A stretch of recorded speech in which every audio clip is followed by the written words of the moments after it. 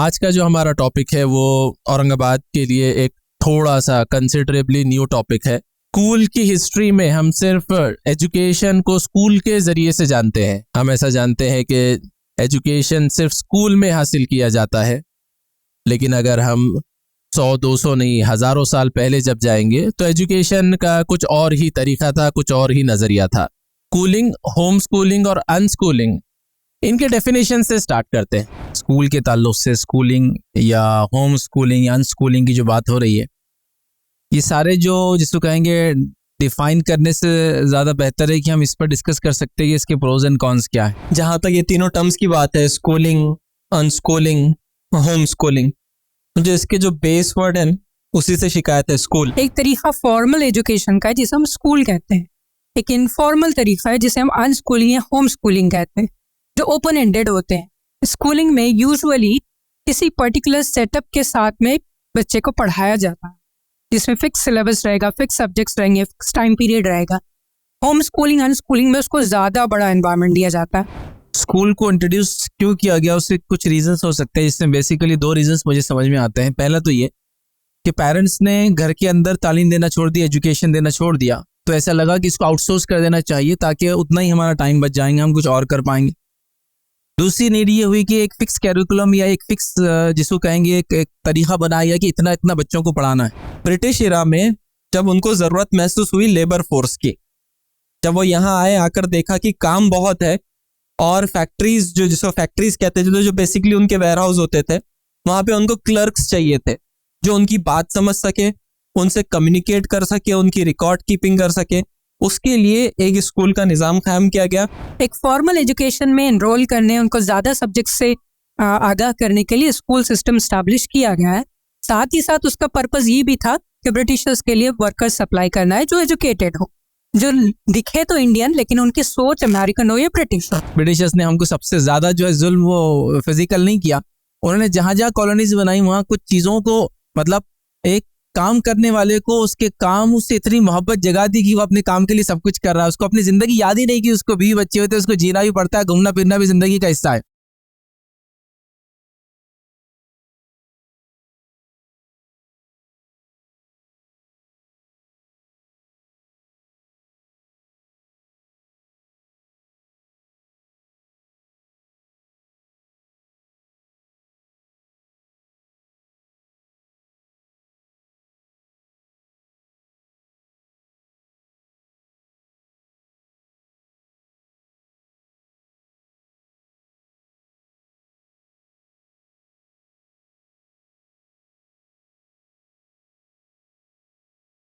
नहमदुहु व नसल्ली अला रसूलिल करीम व बाद।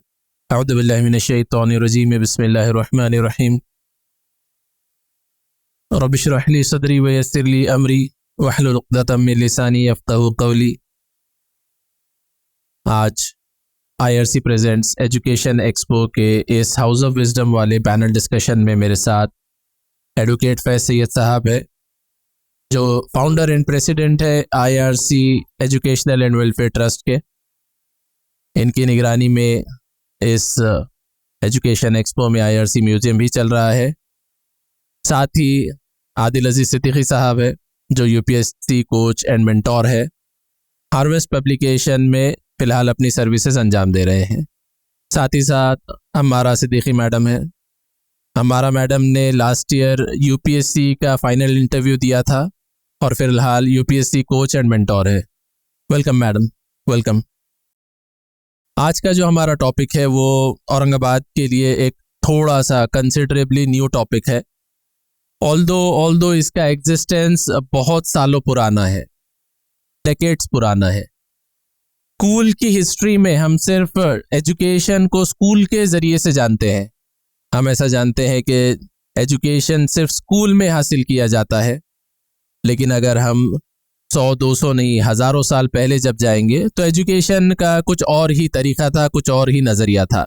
आज एजुकेशन के जो नज़रिए बने हैं उसमें स्कूल एक मेजर मोड ऑफ एजुकेशन है, लेकिन साथ ही साथ लेटेस्ट ट्रेंड्स में वर्ल्ड वाइड नहीं, हिंदुस्तान में भी कुछ पेरेंट्स हैं जो स्कूलिंग के बजाय अनस्कूलिंग या दूसरा एक फॉर्मेट है होम स्कूलिंग प्रेफर कर रहे हैं। अनस्कूलिंग के लिए बहुत कम है, लेकिन कुछ पेरेंट्स हैं जो कॉर्पोरेट जॉब्स और बहुत सारी चीज़ें छोड़कर बच्चों के साथ में वाइल्ड में जा रहे हैं, और उनका फॉर्मेट है अनस्कूलिंग वाला। तो आज के पैनल डिस्कशन में हमको एक्सप्लोर करना है कि तीनों में मतलब तीनों के मीनिंग्स, तीनों के प्रोज एंड कॉन्स, उनके चैलेंजेस, और हम आउटकम के ज़रिए, पैनल के ज़रिए कोई एक सल्यूशन या कोई एक एक्सप्लेनेशन दे पाए इस टॉपिक को लेकर। तो मैं पैनल को ओपन करता हूं बेसिक इंट्रोडक्शन से कि आप अपने पर्सपेक्टिव से मुझे बताएं स्कूलिंग, होम स्कूलिंग और अनस्कूलिंग, इनके डेफिनेशन से स्टार्ट करते हैं। जी। बिस्मिल्लाहिर्रहमानिर्रहीम, अल्हम्दुलिल्लाह। सबसे पहली चीज़ तो ये है कि जो टॉपिक है स्कूल के ताल्लुक से, स्कूलिंग या होम स्कूलिंग या अनस्कूलिंग की जो बात हो रही है, ये सारे जो जिसको कहेंगे डिफ़ाइन करने से ज़्यादा बेहतर है कि हम इस पर डिस्कस कर सकते हैं कि इसके प्रोज एंड कॉन्स क्या है। रीज़न बीइंग के जिसको कहेंगे स्कूलिंग का अगर आप फॉर्मेट ले लें तो ये क्यों आया उसको भी हमको देखना पड़ेगा। अगर अनस्कूलिंग की हम बात करें तो ऐसा क्यों किया जाता था वो देखना पड़ेगा, और होम स्कूलिंग की बात करें तो ये तो एक बिल्कुल जिसको कहेंगे एक ज़बरदस्त फॉर्मेट था जिसके थ्रू लोगों को एजुकेट किया जाता है। मैं कहता हूँ 100-200 साल पहले भी नहीं, आज़ादी से पहले अगर आप चले जाए तो तकरीबन लोग अपने घरों में ही अपने वालिदैन से सबसे बेसिकली लैंग्वेज और बेसिक मैथ्स और स्किल्स जो भी सेट लगते थे वो सब सीखते थे। तो बहरहाल इसके प्रोज एंड कॉन्स पे हम वो कर सकते हैं, तो फिर एक डेफिनेशन आ सकता है। चूँकि रीज़न अनस्कूलिंग जब हम बोल देंगे तो बहुत सारे लोग ये समझेंगे कि मतलब ये इलिटरेट, क्योंकि अनस्कूलिंग है, क्योंकि हमारे पास school equal to literacy, school equal to education, school equal to बहुत सारी चीज़ें हो गई। तो बहरहाल डेफिनेशन तो चेंज हो सकते हैं। इसके प्रोज एंड कॉन्स पे अगर हम डिस्कस करें तो फिर हम रिजल्ट पर पहुंचेंगे कि इसको कैसे डिफाइन किया जाए या कैसे इसको डिफाइन किया जाना चाहिए। जहाँ तक ये तीनों टर्म्स की बात है, स्कूलिंग, अनस्कूलिंग, होम स्कूलिंग, मुझे इसके जो बेस वर्ड है उसी से शिकायत है, स्कूल। जो स्कूल वर्ड है, ये वर्ड को यूज करके आपको एक पॉजिटिव सेंटेंस बना के बताई। स्कूलिंग ऐसे लगता है जैसे हमने किसी को ट्रेन करते हैं, शेर को ट्रेन करना है कि हंटर मारे तो उठना, हंटर मारे तो बैठना, ये होता है स्कूलिंग करना किसी को। अभी हम इसके बजाय इसको लर्निंग कह सकते हैं, एकेडमिक्स कह सकते हैं, दूसरी बहुत सारी चीज़ें होती है, और इंशाल्लाह और इसके ऊपर तफसील से हम बात करेंगे। Fair enough, same is the case with discipline. Yes, जैसे सर ने बताया है कि स्टार्टिंग में ही डेफिनेशन करना, उसको नैरो डाउन करना हो जाएगा, एक ब्रॉडर डेफिनेशन आफ्टर डिस्कशन ही सामने आएगी। लेकिन still for understanding of audience, schooling, unschooling या होम स्कूलिंग बेसिकली किसी भी बच्चे की रेयरिंग, उसकी तालीम और तरबियत के अलग अलग तरीक़े हैं। एक तरीक़ा फॉर्मल एजुकेशन का है जिसे हम स्कूल कहते हैं, एक इनफॉर्मल तरीक़ा है जिसे हम अनस्कूलिंग या होम स्कूलिंग कहते हैं, जो ओपन एंडेड होते हैं। स्कूलिंग में यूजुअली किसी पर्टिकुलर सेटअप के साथ में बच्चे को पढ़ाया जाता है, जिसमें फिक्स सिलेबस रहेगा, फिक्स सब्जेक्ट्स रहेंगे, फिक्स टाइम पीरियड रहेगा। होम स्कूलिंग, अनस्कूलिंग में उसको ज़्यादा बड़ा एनवायरनमेंट दिया जाता है, जिसमें हो सकता है कि फिक्स सिलेबस के अलावा भी चीज़ें जैसे लाइफ स्किल्स हो सकती है या कुछ और चीज़ें हो सकती है, उसे सिखाई जाती है। लाइफ स्किल्स या एकेडमिक्स पर हम सेशन के हाफ में इंशाल्लाह डिस्कस करेंगे। फ़िलहाल में डिस्कशन के लिए जो ट्रेडिशनल टीचिंग और लर्निंग अप्रोचेस है, स्कूलिंग अप्रोचेस के अलावा पिछले 100-200 साल के इस सेगमेंट में ही हम बात करते हैं, उससे ज़्यादा हिस्टोरिकली हम नहीं जाएंगे। जैसे कि स्कूल का जो तरीक़ा था, स्कूल की जो ज़रूरत बनी, क्या उसमें माँ बाप के बैकग्राउंड या माँ बाप के अर्निंग से रिलेटेड कोई इन्फ्लुएंस रहा कि स्कूल की ज़रूरत पड़ गई? क्योंकि लिटरेसी तो होती थी, लेकिन लिटरेसी के बाद में क्या उनका सोशियो इकोनॉमिक बैकग्राउंड एक रीज़न बना कि स्कूल्स को इंट्रोड्यूस किया गया? स्कूल को इंट्रोड्यूस क्यों किया गया उससे कुछ रीजंस हो सकते हैं, जिसमें बेसिकली दो रीजंस मुझे समझ में आते हैं। पहला तो ये कि पेरेंट्स ने घर के अंदर तालीम देना छोड़ दिया, एजुकेशन देना छोड़ दिया, तो ऐसा लगा कि इसको आउटसोर्स कर देना चाहिए ताकि उतना ही हमारा टाइम बच जाएंगे, हम कुछ और कर पाएंगे। दूसरी नीड ये हुई कि एक फिक्स कैरिकुलम या एक फिक्स जिसको कहेंगे एक तरीक़ा बनाया गया कि इतना इतना बच्चों को पढ़ाना है, और वो बनाने की कुछ मखसूस वजूहात रही होंगी या रही है। जैसा फॉर एग्जांपल इंडस्ट्रियल एज है तो उसके लिए कोई लेबर फोर्स चाहिए, या उसके लिए उसको चलाने वाले लोग चाहिए, या एक सिस्टम बनाया तो उसको कैसे चलाएंगे, तो उसके लिए मास में हमको लोग चाहिए, जिसके अंदर मुख्तलिफ स्किल सेट वाले लोग नहीं चाहिए, एक पर्टिकुलर स्किल सेट सबको आना चाहिए, वैसे लोग चाहिए। फॉर एग्जाम्पल एक फैक्ट्री है, थाउजेंड से वर्कर चाहिए, सबको एक ही स्किल सेट चाहिए। होम स्कूलिंग हो रही है, अनस्कूलिंग में क्या हो रहा था, पर्टिकुलर सेट्स को सीख कर आ रहे थे। शायद ये एक वजह बनी कि लोगों ने कहा कि अब एक साथ ये स्किल सेट सिखाना है, तो एक इंस्टीट्यूशन कायम कर दिया, इसका नाम स्कूल दिया गया। तो दोनों रीजन हो सकता है कि पेरेंट्स ने ये सोचा कि चीज़ों को आउटसोर्स किया जाए, और दूसरा ये कि मास क्योंकि लोग चाहिए थे पर्टिकुलर सब्जेक्ट में या पर्टिकुलर ट्रेड में, तो बहरहाल उसके लिए किया गया। जैसे सर ने कहा कि हम ज़्यादा पीछे नहीं जाएंगे, एक 200 साल पहले जाते हैं, और 200 साल से और थोड़ा पहले अगर हम बात करें तो तालीम का निज़ाम था, घरों में था, मदरसों में था, गुरुकुल्स हुआ करते थे, पेड़ के नीचे पढ़ा करते थे, उस्ताद मुकर्रर किए जाते थे, और एक बेसिक जैसे एक न्यूमरेसी और लिटरेसी, जैसे सर ने कहा कि एक लैंग्वेज आपको आना चाहिए बोलने, पढ़ने, कम्युनिकेट करने के लिए, और आपको कुछ कैलकुलेशंस आना चाहिए, बेसिक प्लस माइनस समीशन, इतना सिखा दिया जाता था। जैसे फैज भाई ने मेंशन किया कि कुछ तो वजह रही होगी, यूं ही कोई स्कूल कायम नहीं होता। ब्रिटिश इरा में जब उनको ज़रूरत महसूस हुई लेबर फोर्स की, जब वो यहाँ आए, आकर देखा कि काम बहुत है, और फैक्ट्रीज जिसको फैक्ट्रीज कहते थे, जो बेसिकली उनके वेयर हाउस होते थे, वहाँ पे उनको क्लर्क्स चाहिए थे जो उनकी बात समझ सके, उनसे कम्युनिकेट कर सके, उनकी रिकॉर्ड कीपिंग कर सके। उसके लिए एक स्कूल का निज़ाम कायम किया गया, और इसका अगर हम हिस्टोरिकली देखें, उतनी डिटेल में अभी नहीं जाएंगे, पूरी पॉलिसीज ब्रिटिशर्स और ब्रिटिश वॉइस रॉयर्स और उस टाइम के जो सिविल सर्वेंट्स थे, उन्होंने एक पूरी एजुकेशन पॉलिसी बनाई थी, और उनका मकसद ही यही था कि these Indian people should walk like British, should talk like British. तो उनको अपने जैसे कुछ लोग चाहिए थे जो उनके लोअर काम कर सके, उनके अंडर में काम कर सके। तो ये तो स्कूल का निज़ाम ब्रिटिश इरा से रहा ही है, और वहाँ पे मकसद यही था लेबर्स बनाने का, उन्हें ज़रूरत लेबर्स की थी, लेबर बनाने के लिए उन्होंने स्कूल का निज़ाम कायम किया था। मैकलॉय के टाइम पे। जी, मैकलॉय है। मैकॉले वोट्स डिस्पैच हो गए। हिस्ट्री ऑफ स्कूल तो आदिल सर ने बता दी है। जैसा कि सर के क्वेश्चन में कीवर्ड पेरेंट्स की कैपेबिलिटी पर भी था, क्या पेरेंट्स की इनकम कभी ये कॉज बनी है क्या स्कूल्स इस्टेब्लिश करना पड़े?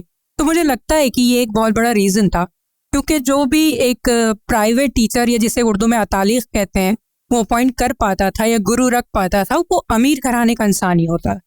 नवाबों के घर में उस्ताद होते, आम लोगों, मुतवस्सित तबके लोगों के पास में उस्ताद नहीं होते भी तो सिर्फ अरबी पढ़ा देंगे, फ़ारसी पढ़ा देंगे, इससे ज़्यादा कुछ नहीं। एक फॉर्मल एजुकेशन में इनरोल करने, उनको ज़्यादा सब्जेक्ट से आगाह करने के लिए स्कूल सिस्टम इस्टेब्लिश किया गया है। साथ ही साथ उसका पर्पज़ ये भी था कि ब्रिटिशर्स के लिए वर्कर्स सप्लाई करना है जो एजुकेटेड हो, जो दिखे तो इंडियन लेकिन उनकी सोच अमेरिकन हो या ब्रिटिश हो। एक चीज़ इसमें ऐड करना चाहूँगा, जो पेरेंट्स का एस्पेक्ट है, अगर पिछले 200 साल की बात करें और जनरेशन्स की बात करें, तो एक जनरेशन थी जो बहुत ज़्यादा पॉवर्टी देख रही थी। एक तो एलीट तबका था जो नवाबों का, इनका जिक्र किया गया, लेकिन बहुत ज़्यादा पॉवर्टी थी। वहाँ पे सर्वाइवल बहुत बड़ी चीज़ थी कि कहीं से कुछ कमाई हो जाए, तो वो एक जनरेशन थी जो सर्वाइवल पे बात करती थी। उसके बाद कुछ जनरेशन आई जिसने पढ़ाई शुरू की। आज भी अगर हम अपने दादा और नाना अगर घर में हैं, उनसे पूछे तो 3rd स्टैंडर्ड 4th स्टैंडर्ड यहाँ तक पढ़े थे, लेकिन काबिलियत बहुत थी। उसके बाद एक जनरेशन आई जिसने 10th-12th का एक मामला आया, फिर डिप्लोमा और ग्रेजुएशन का एक टाइम आया। अब उसके बाद जो जनरेशन आई, वहाँ सर्वाइवल की बात नहीं थी, वहाँ पे हम स्टैंडर्ड ऑफ लिविंग की बात करते थे कि हमारी लाइफ ट्रैक पर तो आ गई, अब ये बेहतर होना चाहिए। अब उसके बाद जो जनरेशन आई, जो हम लोग हैं, हम लोग क्वालिटी ऑफ लाइफ की बात करते थे कि वर्क लाइफ बैलेंस हो। स्टैंडर्ड ऑफ लाइफ तो आ गया, लेकिन उसके अंदर क्वालिटी को इम्प्रूव करना है। अब इससे बढ़कर अब बात आती है कि अब पैशन फॉलो करना है, अब आपका जो इंटरेस्ट है उसको फॉलो करना है। तब यहाँ पे क्वेश्चन आता है कि वो जो सबको सिखाया जा रहा है वो नहीं सिखाना है, कुछ और सिखाना है करके। तो ये एक जनरेशनल ट्रांसफॉर्मेशन रहा है। Continue with the same point कि पैशन को फॉलो करना, इंटरेस्ट को फॉलो करना, लेकिन उससे पहले एक चीज़ होती है कि लर्निंग स्टाइल्स होते हैं स्टूडेंट्स के। और एज अ स्कूल, अब मैं स्कूल को बहुत ज़्यादा क्रिटिसाइज भी नहीं करूँगा, लेकिन बहुत सेफ मार्जिन भी नहीं दे सकता तो स्कूल में लर्निंग स्टाइल को बैलेंस कर लेना एक बड़ा चैलेंज होता है, बिकॉज 30, 40, 60 स्टूडेंट्स की क्लासरूम होती है।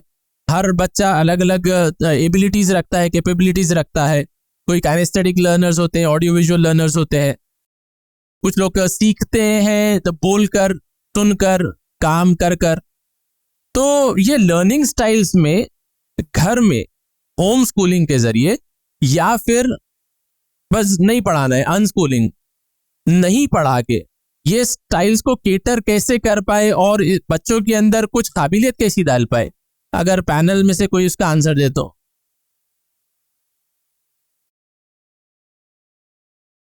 ओके,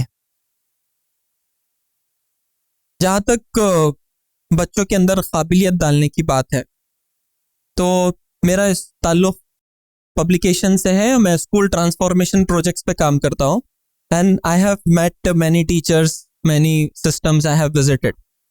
तो what my personal observation is कि किसी को कुछ सिखाना ये अपने आप में एक बहुत बड़ा हुनर और आर्ट है। हम टीचर्स जो BEd certified degree holder teachers हैं, हम उनको भी कैपेबल नहीं समझते। कई सारे कॉलेज के पास आउट टीचर्स ऐसे हैं जो एक 10 साल पहले जैसा पढ़ाते थे आज भी वही पढ़ा रहे हैं। उन्होंने उस चीज़ को समझा नहीं कि ये बच्चे का लर्निंग स्टाइल क्या है, उसको कैसे पढ़ाना है। अब ये तो वो लोग हैं जो सर्टिफाइड टीचर्स हैं।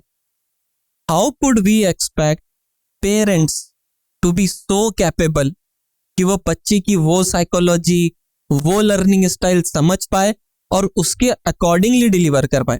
सर, पढ़ना और लर्निंग तो बात की बात है, हम डे टू डे रूटीन की चीज़ों में भी बच्चों की साइकोलॉजी नहीं समझ पाते। So how could we make sure कि वो लर्निंग कैसे हो पाए। लेकिन आदिल, ये तो होता है ना कई बार के वालदा जो होती है she understands the child better, कि नहीं हमारा बच्चा अगर ऐसा पैर कर रहा है तो उसको भूख लगी है, या ऐसी आवाज़ निकाल रहा है, उसका पेट दर्द हो रहा है। तो even if the child is not capable of speaking, अभी बोलना शुरू नहीं किया है, but the mother is able to understand. हो सकता है कि वालिद ना समझ पाए, बट वालदा तो समझ जाती हैं। अगर आप कुछ ऐड करें वैल्यू। ये जो चीज़ें आपने बताई है ये बहुत बेसिक क्यूज़ है, या फिर इसको फितरी एक अंदाज कह सकते हैं जो कि समझ में आ जाता है। लेकिन अनफॉर्चुनेटली हमारे पास पिछले कई सालों का ऐसा गैप है जिसकी वजह से माएँ इतनी ज़्यादा एक्सपर्ट नहीं है कि वो बच्चे में वो फिलोसफिकल लेवल या फिर वो एक गहराई पैदा कर सके कि वो जाके न सिर्फ एक कामयाब इंसान बने बल्कि प्रोफेशनली या फिर रोज़गार के लिए भी कुछ कर सके। ये आपके इमीडिएट पॉइंट का आंसर है। और पहले जो क्वेश्चन आपने पूछा है सर, उसमें आई एम प्रोफेशनल टीचर, मैंने बीएड कर रखा है। हमें जब ट्रेनिंग दी जाती है तो हमें स्टैंडर्ड क्लास साइज 15 स्टूडेंट का बताया जाता है and that is fair enough. उसमें इंडिविजुअल अटेंशन दिया जा सकता है। लेकिन जब हम फील्ड में आते हैं तो हमारे सामने 60 बच्चों की क्लास होती है जहाँ पे इंडिविजुअल अटेंशन नहीं दिया जा सकता है। तो ये एक डिस्पैरिटी यहाँ पे आती है। दूसरी बात, आप जिन चीज़ों को सिखाना चाह रहे हैं या फिर स्कूल के ऊपर आपका जो क्रिटिसिज्म है वो एक नैरो माइंडेड जो टीचिंग है उसको लेकर है कि बहुत कम सब्जेक्ट्स है, उसमें भी लिमिटेड सब चीज़ें बस रटा दिया जाता है, एक्चुअल चीज़ें नहीं सिखाई जाती है। तो टीचिंग मेथड्स भी हमें सिखाए जाते हैं कि कहाँ पे ऑडियो विजुअल्स यूज़ करना है, कहाँ स्टोरी टेलिंग करना है, कहाँ पे बच्चों को एक्सपीरियंस से सिखाना है। लेकिन एक तो पॉपुलेशन प्रेशर, दूसरा टाइम प्रेशर, ये दो चीज़ें ऐसी होती है कि उस मास को लेकर ये एक्सपेरिमेंट्स नहीं किए जा सकते। यहाँ पे तीसरी चीज़ आती है अफोर्डेबिलिटी। हर स्कूल और हर पेरेंट्स इतने सारे चीज़ें अफोर्ड नहीं कर पाता है। और ये पहले के जो 2 चैलेंजेस है वो यूजुअली घर में नहीं होते हैं। अगर मदर ट्रेंड है तो पहले के 2 चैलेंजेस तो मैटर सॉर्ट आउट हो सकते हैं। टाइम का कोई प्रॉब्लम नहीं है, रिलैक्सेशन है, और सिलेबस का कोई प्रेशर नहीं है कि ये कंप्लीट करना लाजिम है। लेकिन कमिंग बैक, ये डिस्कशन जो एक तरफ एक स्पेशल ग्राफ या स्पेशल सेक्शन की तरफ जा रहा है, role of parents in education, चाहे स्कूलिंग हो, होम स्कूलिंग हो या अनस्कूलिंग हो, क्या फैज़ भी हर जगह वालदैन का किरदार इम्पॉर्टेंट होगा कि तीनों में से कुछ भी कर लो लेकिन वालदैन को तो ऑन द टोज रहना है? देखिए, जहाँ तक स्कूलिंग की बात आ रही है, लर्निंग का कोई भी प्रोसेस हो या स्कूलिंग की हम बात कर रहे हैं, तो पेरेंट्स का इन्वॉल्व होना तो समझो सबसे मस्त एकदम बेसिक पिलर है उसका। लेकिन एक अफसोस की बात है कि पेरेंट्स ने ये सोच लिया कि स्कूल एक ऐसी चीज़ है इसको आउटसोर्स कर देना चाहिए। और जब मैंने स्कूल को कोई चीज़ आउटसोर्स कर दी तो फॉर एग्जांपल मैंने एक बच्चा लिया और उसको स्कूल को दे दिया। अब वो मैं जैसा चाहता हूँ वो स्कूल से बन के निकल के इंशाल्लाह आ जाएगा। अब मेरी जो जिम्मेदारी है वो सिर्फ ये है कि बच्चे को किसी भी हाल में स्कूल भेजूँ और वक्त पे उसकी फ़ीस पे कर दूँ। तो मुझे लग रहा है कि मैं एक बहुत अच्छा फादर हूँ या मैं एक बहुत अच्छी मदर हूँ और हमने अपना रोल अदा कर दिया। इसके बाद जब एग्ज़ाम वगैरह आएगा तो हम उसको पूछेंगे कि रिज़ल्ट का क्या हुआ, और बिल आखिर अगर 10th या 12th जिसको इंपॉर्टेंस दिया था उस टाइम हम अपनी इज्जत दाव पे लगा देंगे और बोलेंगे अब तो हमारी इज्जत दाव पे लगी है, 10वीं पास करना तुमको ज़रूरी है। तो अगर 12 साल उसने मेहनत की तो सोचता है कि किसी ने बात भी नहीं की, 10वीं में आगे इज्जत दाव पे लग गई सीधा कि अब इज्जत लगी हुई दाव पे, अब पास होना तुमको ज़रूरी है। तो ये एक बहुत बड़ा मसला है। तो तीनों उसमें ज़रूरी, और ख़ासतौर से जो दो हिस्से हैं जो अनस्कूलिंग और होम स्कूलिंग, इसमें तो पेरेंट्स का रोल बहुत ज़्यादा इंपॉर्टेंट है, क्योंकि उनको आधा काम करना है यहाँ, क्योंकि उनका ही थॉट प्रोसेस है कि अपने बच्चे को स्कूल भेजना नहीं चाहते हैं। तो अब उनकी मेहनतें बहुत ज़्यादा इस मामले तो बढ़ जाती है। तो तीनों में रोल है, दो में तो खास तौर से बहुत ज़्यादा इंपॉर्टेंट रोल है। सर, जहाँ तक लर्निंग की बात करें और एक पर्सनालिटी के, एक चाइल्ड के होलिस्टिक डेवलपमेंट की बात करें तो हम इसको दो पहलू में रखते हैं। एक तो है एकेडमिक्स जिसको हम तालीम बोल देते हैं, दूसरा है तरबियत। वैसे होना तो ये चाहिए था कि तालीम में ही तरबियत हो जाए, लेकिन आज के टाइम पर हम देखते हैं तालीम और तरबियत एक दो पैरेलल स्ट्रीम चल रहे हैं। आपको मैथ्स आता है, आपको साइंस आता है तो आपकी तालीम अच्छी है, आप एकेडमिक्स में अच्छे हैं। लेकिन अगर आपके अखलाक अच्छे हैं, आप काइंड हार्टेड है, आपको एम्पैथी आती है, आपको बड़ों का रिस्पेक्ट आता है, आपको आपकी इस्लामिक वैल्यूज पता है, तो ये आज भी हम समझते हैं कि ये जिम्मेदारी, तरबियत वाली जिम्मेदारी पेरेंट्स पे ज्यादा आती है। शायद आप पेरेंट्स उतने पढ़े लिखे ना हो, वो बच्चा जो फर्स्ट जनरेशन स्कूल जाने वाला बच्चा हो, उसके वालिदैन शायद कोई ऑटो ड्राइवर है, कोई और काम करते हैं जिसने तालीम हासिल नहीं की हो, लेकिन फिर भी अखलाकियात की और तरबियत की जहाँ बात आती है तो ये तो जिम्मेदारी घर की ही बनती है, घर के लोगों की बनती है कि वो माहौल प्रोवाइड करें। और जैसे हमने पिछले भी कुछ डिस्कशन में देखा, रोल मॉडल की हमेशा बात आती है, और वो रोल मॉडल आपको लाइफ स्किल्स सिखाते हैं, आपको लोगों से कम्युनिकेट करना, आपको सही गलत की पहचान करवाना, आपकी तरबियत, आपकी दीनी तालीम का इंतजाम करना, ये सब जिम्मेदारियां पेरेंट्स और घर पे आती है। फेयर इनफ, ये जिम्मेदारियां होम स्कूलिंग में बढ़ जाती है।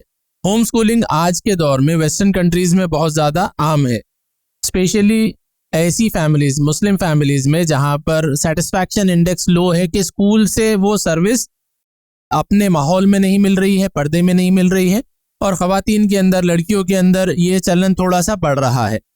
बट पैरेलली क्या कोई सेटअप है या हो सकता है या बनाना चाहिए कि होम स्कूलिंग को हम बढ़ावा देने की ज़रूरत है या नहीं? मैं वो चर्चा समझना चाह रहा हूँ। देखिए, होम स्कूलिंग को बढ़ावा हम दे या ना दे, ये सब चीज़ें डिपेंड है।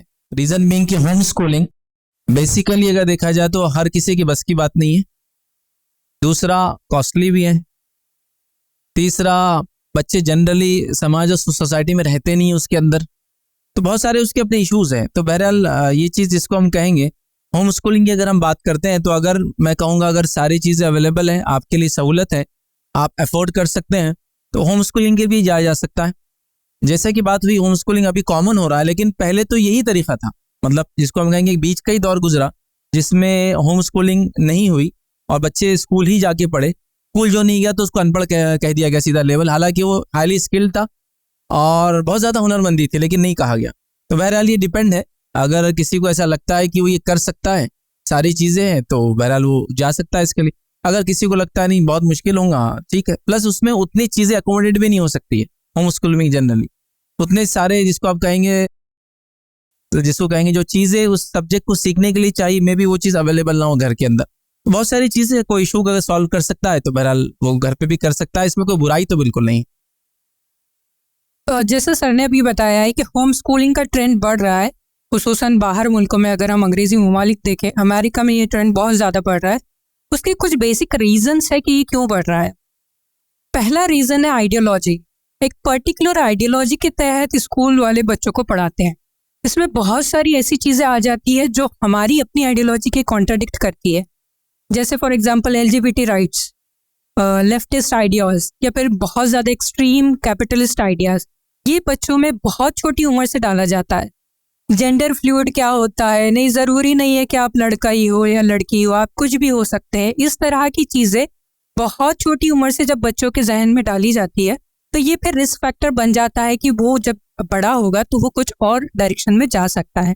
यही वजह है कि वेस्टर्न कंट्रीज में बहुत सारे मुस्लिम फैमिलीज होम स्कूलिंग को प्रिफर कर रहे हैं, लेकिन होम स्कूलिंग में एक बहुत बड़ी रिक्वायरमेंट है, वो है डिसिप्लिन।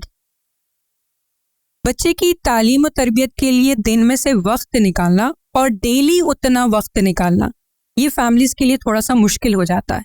पर्टिकुलर प्रोफेशन जिनके बिजनेस सेट है, पीछे देखने वाला कोई है, वो लोग होम स्कूलिंग बहुत अच्छे से कर पाते हैं, सक्सेसफुली कर पाते हैं। लेकिन जो डेली वेज अर्नर है या फिर जो आज कमाएंगे तो शाम को खाएंगे, ऐसे लोग हैं, उनके लिए होम स्कूलिंग बहुत मुश्किल हो जाती है। और अल्हम्दुलिल्लाह अभी हमारे पास एनवायरनमेंट मौजूद है कि हम उस एक्सट्रीम लेवल पे अभी पहुंचे नहीं है कि जहाँ पर आइडियोलॉजिकल क्लैशेस बहुत ज़्यादा हों। तो मुझे लगता है कि करंट जो स्कूलिंग सिस्टम है उसी में हम कुछ होम स्कूलिंग फैक्टर डालें तो ज़्यादा बेहतर रहे। फॉरेन कंट्रीज की जहाँ तक बात की जाए तो एक डेटा के हिसाब से अराउंड 300 मिलियन स्टूडेंट्स, 30 करोड़ लोग होम स्कूलिंग बच्चों की हो रही है अक्रॉस द ग्लोब। इसमें एक 20 लाख लोग हैं जो सिर्फ यूएस में होम स्कूलिंग का रुझान बन रहा है। तो एग्जैक्टली बात वही है कि डेवलप्ड कंट्रीज में, या जहाँ जैसे फैज भाई ने बताया रिसोर्सेस का होना, मैडम ने जैसे बताया डिसिप्लिन होना, हम लोग एक बार सिर्फ खुद से क्वेश्चन कर ले कि हम लोग कितने डिसिप्लिन्ड हैं, कितने बजे उठ के अपना शेड्यूल कैसे फॉलो करते हैं और अपने साथ उस बच्चे का भी शेड्यूल कैसे फॉलो करवाएंगे।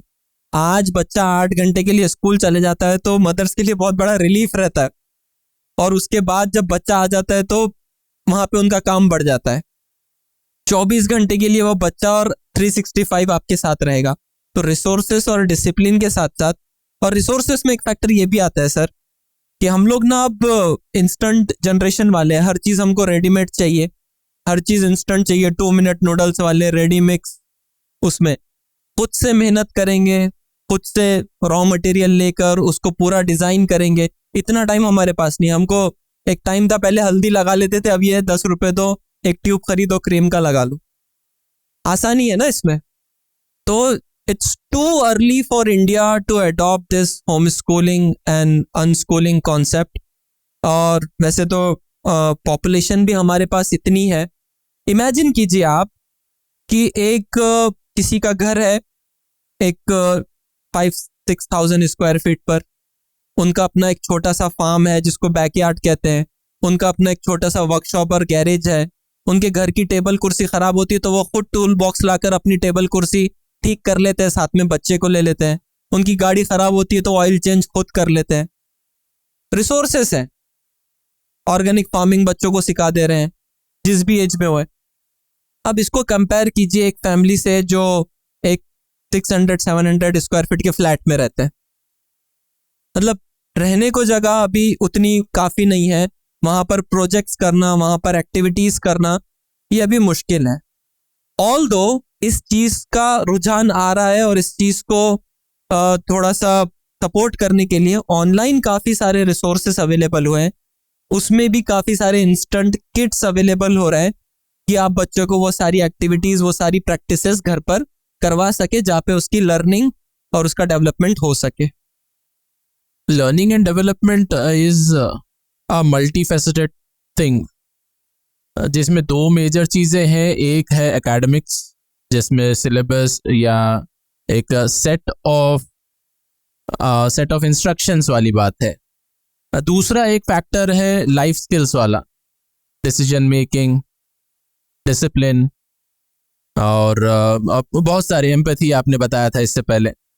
तो डिस्कशन में एक इम्पॉर्टेंट मेरा शेड्यूल है कि लाइफ स्किल्स को और सिलेबस को, एकेडमिक्स को बैलेंस करने के लिए फ़िलहाल में, जैसा कि स्कूल अगर सही या बेटर अप्रोच है तो उसको और बेटर कैसे बनाए, या होम स्कूलिंग के अगर कोई जाना चाह रहा है तो उनको हम इसमें गाइडेंस कैसा करें।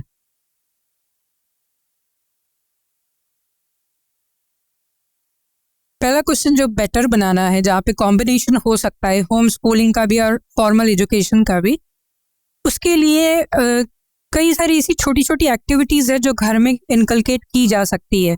जैसे for example early morning routine, कि हर सुबह उठे और उठने के बाद हमने एक रूटीन बना ली कि फजर के बाद थोड़ा सा कुरान पढ़ना है, उसकी तफसीर होगी, घर के सारे बच्चे बैठेंगे। ये एक एक्टिविटी हो सकती है। फिर उसके बाद नाश्ते पे न्यूज़पेपर डिस्कस हो रहा है। फिर शाम को जब बच्चा स्कूल से वापस आता है तो उससे बातचीत की जाए कि स्कूल में क्या पढ़ा है, होमवर्क में क्या दिया है, क्या समझा है। फिर उससे कुछ ऐसे इंटरव्यूइंग क्वेश्चंस कीजिए, ऐसे क्वेश्चंस कीजिए जिससे वो उस नॉलेज को अप्लाई कर सके रियल लाइफ। चलते फिरते चीज़ों को इंक्लूड किया जा सकता है कि रोड से जा रहे हैं उससे पढ़ाओ, मराठी में बोर्ड लिखे हैं ये पढ़ के सुनाओ, अंग्रेजी में बोर्ड लिखे हैं ये पढ़ के सुनाओ। या फिर कहीं पे कोई बिल्डिंग नज़र आ रही है, उसके थ्रू से हाइपोटेनस का फॉर्मूला यूज़ कैसे कर सकते हैं, कैसे डिस्टेंसिंग निकाल सकते हैं। ये हम होम स्कूल फॉर्मल एजुकेशन वाली नॉलेज को अप्लाई कैसे करना है, ये होम स्कूलिंग में करा सकते हैं। साथ ही साथ रूटीन सेट में कुछ ऐसी चीज़ें ले सकते हैं जो उनको वो मिसिंग एरियाज प्रोवाइड करे, वो फिल इन द ब्लैंक्स करे जो स्कूल में नहीं है। Second question, in part of the same question, कि अगर कोई होम स्कूलिंग करना चाह रहा है तो हम उनको मशवरे क्या दे सकते हैं कि कैसे चीज़ों को और बेटर करें? होम स्कूलिंग करने के लिए I am talking about full time home school. Yes full time home schooling, जैसे मैंने पहले भी कहा है, सबसे इंपॉर्टेंट रिक्वायरमेंट डिसिप्लिन है। तो डिसिप्लिन यानी बच्चे का पहले शेड्यूल बनाना होगा, साथ ही अपना भी शेड्यूल बनाना होगा कि how you both are taking care of each other, कि आप अपना काम कैसे संभाल रहे हो और उसको कैसे पढ़ा रहे हो। तो पहली चीज़ उसको डिसिप्लिन सेट करना होगा, और डिसिप्लिन एक दिन में नहीं आता है, इट टेक्स ग्रेजुअल प्रोसेस। तो एक ग्रेजुअल प्रोसेस के थ्रू से उसको डिसिप्लिन इनकलकेट करने के लिए कह सकते हैं। दूसरा आएगा रिसर्च वर्क का, कि आप पहले एरियाज डिसाइड कर लीजिए कि आपको कौन सी चीज़ें बच्चे में प्रायोरिटी लेवल पर डालनी है। सब्जेक्ट्स हो सकते हैं, लाइफ स्किल्स हो सकती है, रिलीजन हो सकता है, या फिजिकल एक्टिविटी हो सकती है, या वो बच्चे के कुछ ऐसे इंटरेस्ट हो सकते हैं कि पेंटिंग आती है, आर्ट आता है, स्पोर्ट्स आते हैं, कुछ आता है। तो ये एरियाज डिसाइड कर लीजिए कि आप होम स्कूलिंग में उसे क्या स्कूल करना चाह रहे हैं, उसे क्या टीच करना चाह रहे हैं, और फिर उसे उस डिसिप्लिन के साथ में वो चीज़ें पढ़ाई जा सकती हैं। Would you like to add something to it? Ji, I totally respect and agree with that. But again उसमें वालदैन का काम, वालदैन का रोल बहुत बढ़ने वाला है। तो देखें किस तरह से आप शेड्यूल में, अपने शेड्यूल में उसको अकोमोडेट कर सकते हैं। And coming back to the first point which we discuss, कि वो पैशन फॉलो करने वाली बात है। वो होम स्कूलिंग हो, अनस्कूलिंग हो, अब वहाँ पर सिर्फ पढ़ाई नहीं रही, वहाँ पर अब अपनी चीज़ें फॉलो करना है। लेकिन जो असल मुद्दा, मैं स्कूल को जो पर्सपेक्टिव से देखता हूँ, school it is not just a place where you learn academics और where you learn life skills. School is a place जहाँ पर आप क्लासरूम में अगर 30-40 की स्ट्रेंथ है तो आप दूसरे 39 बच्चों के साथ बैठे हो। वो सारे बच्चे अलग अलग सोशियो इकोनॉमिक बैकग्राउंड से आ सकते हैं। ठीक है, कुछ स्कूल्स होते हैं जहाँ पर लगभग एक ही किस्म का इकोनॉमिक स्टेटस होता है, बट उनके पास भी सोशल इश्यूज कुछ अलग अलग हो सकते हैं। वो हो सकता है कोई अलग कॉलोनीज में रहते हैं और अलग लोकेलिटीज़ में रहते हैं। तो सोशलाइजिंग की जब बात होती है, क्योंकि समाज में तो बच्चे को बाद में जाना ही है, आप 20-25 साल जब भी बच्चे को इंडिपेंडेंट बनाना चाह रहे हैं, बिजनेस करवाना चाह रहे हैं, जॉब करवाना चाह रहे हैं, पैशन फॉलो करवाना चाह रहे हैं, तो उसको तो समाज में जाना है। तो क्या ये चीज़ें होम स्कूलिंग और अनस्कूलिंग में एक ड्रॉबैक बन सकती है कि बच्चा फिर उतना सोशलाइज नहीं हो पाएगा? जो पहला, इससे पहले की जो डिस्कशन चल रहा था पॉइंट, उसमें जो पेरेंट्स के ताल्लुक से बात है वालिदैन के, इसमें मैं फिर से जोर देना चाहूँगा कि वो स्कूल का कोई भी मोड हो, लर्निंग का कोई भी प्रोसेस हो, पेरेंट्स सबसे इम्पोर्टेंट है। अगर आप होम स्कूल में ही करा रहे हैं तब भी है और ज़्यादा है, और जनरल स्कूल में भी डाल रहे हैं, तो जैसी बात अभी आई थी कि वहाँ भी अगर आप उनसे क्वेश्चन पूछते रहें, बातचीत करते रहें, तो वो होम स्कूलिंग वाली चीज़ भी आ रही है और स्कूल से भी नॉलेज गेन कर रहा है। तो मतलब दोनों चीज़ें उसमें हो सकती है। दूसरा ये था कि जो अभी क्वेश्चन था सोशलाइज होने का या लोगों के साथ रहने का, तो अनस्कूलिंग में और होम स्कूलिंग में हाँ ये हो सकता है कि वो बहुत सारे बच्चों से ना मिले, रीज़न मीन कि वो समाज को भी समझ नहीं पाएंगे। लेकिन एट द सेम टाइम जैसे हम यहाँ बात कर रहे हैं कि जनरल स्कूल में जाके घर के अंदर कुछ होम स्कूलिंग का पार्ट होना चाहिए, तो होम स्कूलिंग करते वक्त भी ये किया जा सकता है कि हम बच्चों को ऐसी जगह ले जाए, फिर वही है, डिसिप्लिन है, मेहनत है, स्पेशल अटेंशन है, स्पेशल केयर करना पड़ेगा कि बच्चों को ऐसी जगह ले जाए, फिर उनको वो चीज़ बताए ताकि वो समाज में देखें। और वैसे भी स्कूल के अंदर जहाँ एक बच्चा, आप देखें, एक 30-40 बच्चों की बात करें आप एक क्लास में, लेकिन होम स्कूलिंग के अंदर भी ऐसा हो सकता है कि वो बड़ी गैदरिंग्स के अंदर रहे, मे भी वो अपने वालिद के बिजनेस में शाम में जाके बैठे तो कई लोगों से मिले, मे भी अनस्कूलिंग है तो मोहल्ले के 200 बच्चों के साथ पूरा दिन ही गुजार रहा है एक तरह से, और कुछ स्किल सेट गेन कर रहा है, अनस्कूलिंग जिसको हम कह रहे हैं, शाम में सीख रहा है, सुबह सीख रहा है। तो ये भी डिपेंड है, मतलब ये चीज़ भी ऐसा नहीं है कि हम ये कहें कि स्कूल में ही वो सीख सकता है सोशलाइजेशन, कि तो बहुत सारे लोगों को देखा गया मुकम्मल तौर से वो ज़बरदस्त, जिसको कहेंगे ऐसी सोसाइटी में होते हैं, फॉर एग्जाम्पल बॉम्बे की चौल ले लीजिए आप, भरे हुए इंसानों से भरी हुई है, फिर भी कोई भी सोशल नहीं एक दूसरे से, हाईली अनसोशल, मतलब सिर्फ लड़ सकते हैं अगर एक दूसरे को देखेंगे। तो ये भी एक डिपेंड चीज़ है, बच्चों में भी अगर ऐसा देखा है तो हाँ ये हो सकता है, लेकिन ये बात जनरली कहा जा सकता है स्कूलिंग के अंदर वो सोशलाइज ज़्यादा हो सकता है, जनरल टर्म्स पे कहा जा सकता है। ये बहुत एक डिबेटेबल चीज़ है। जब भी स्कूलिंग अनस्कूलिंग की बात हम करते हैं, होम स्कूलिंग की बात करते हैं, तो सबसे पहला आर्गुमेंट यही आता है कि सोशलाइजेशन होना, ये चीज़ बहुत ज़्यादा मेजर मिसिंग इसको कंसिडर की जाती है और ये समझा जाता है कि स्कूल में होगा। फैज़ भाई ने जैसे कहा और जैसे मैंने पहले भी कहा कि आपको बच्चों की नफ्सियात समझना होगा। जैसे आप काबिलियत और पैशन के मामले में समझते हैं कि एवरी इंडिविजुअल इज़ यूनिक, वैसे सोशलाइजेशन में भी एक पूरा स्पेक्ट्रम है जिसे हम इंट्रोवर्ट और एक्सट्रोवर्ट के एक्सट्रीम्स पर नाप सकते हैं। अब बात आती है कि इसको घर पर कैसे करें, और नॉट ओनली सोशलाइजेशन, बाकी आपको दूसरी बहुत सारी चीज़ें हैं जो पेरेंट्स को जिम्मेदारी लेनी होगी। कम्युनिटी सेंटर्स होते हैं जो वेस्टर्न कंट्रीज में उसका एक ट्रेंड है, टाइम फिक्स होता है। देखिए आप, मेरा कुछ इत्तेफाक हुआ यूएस के कुछ लोगों के साथ काम करने का। जब भी उनसे कहा गया कि आपसे मैं 10 मिनट बात करना चाह रहा हूँ, एक फ़ोन कॉल करना है या आधा घंटा मिलना है, इमीडिएटली फ़ोन निकलता, दे चेक देयर कैलेंडर्स, नहीं सैटरडे के दिन शाम में 5 बजे मुझे मेरे बच्चे को वो कम्युनिटी सेंटर ले जाना है। And they are very particular. जो मैडम ने बात की ना डिसिप्लिन की, हमारे पास वो मिसिंग है। हम किसी को भी कमिट कर देते हैं, वो कमिटमेंट भी पूरा नहीं हो पाता, अपनी लाइफ भी खुद डिस्टर्ब है। हाउ विल मेक श्योर कि वो बच्चे की लाइफ हैम्पर ना हो, उसकी शेड्यूल्स डिस्टर्ब ना हो। तो कम्युनिटी सेंटर्स है, रिलीजियस सेंटर्स हैं, शाम में मस्जिदों का, मदरसे का निज़ाम है जहाँ पे 1 घंटा।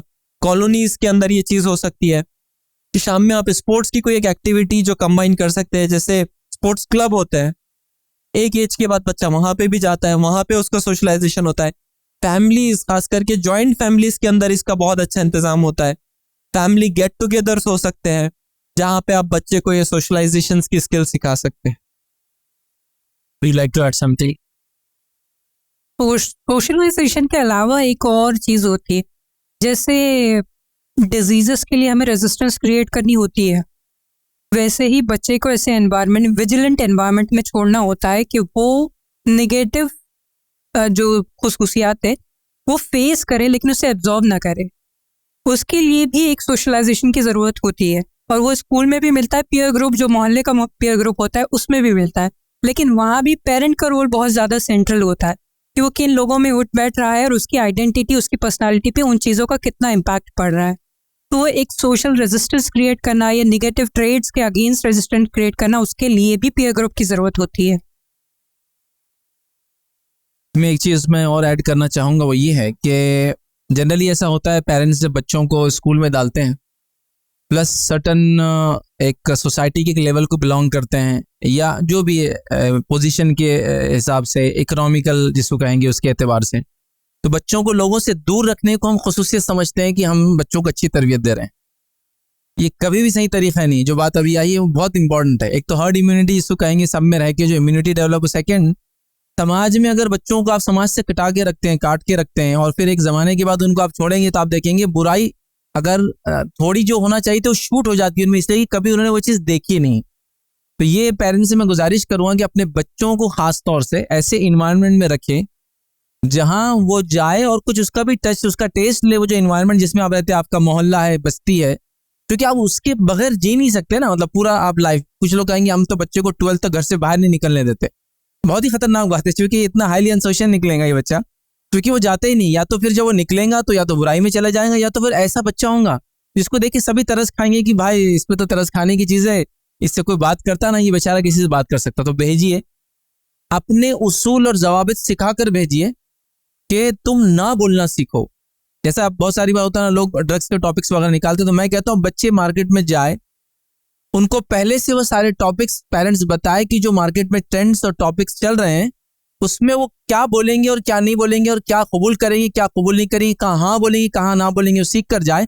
फिर हमारा बच्चा अगर कहे कि मैं ये नहीं करता हूँ, ये चीज़ मैं अवॉइड करता हूँ, कोई इसको ऑफर करे कोई बुराई, वो कहे मैं नहीं करता हूँ, तो ये तो तभी होगा जब वो माहौल में रहा। तो ये एक अच्छा पॉइंट था कि सोशलाइजेशन के अंदर ये ज़रूरी है कि बच्चे जाए और हम उनको पहले लेकिन ट्रेन करें, चूँकि एज अ एक जिसको कहेंगे एज अ मुस्लिम या इस्लामिक पॉइंट ऑफ व्यू से ये बहुत इंपॉर्टेंट है।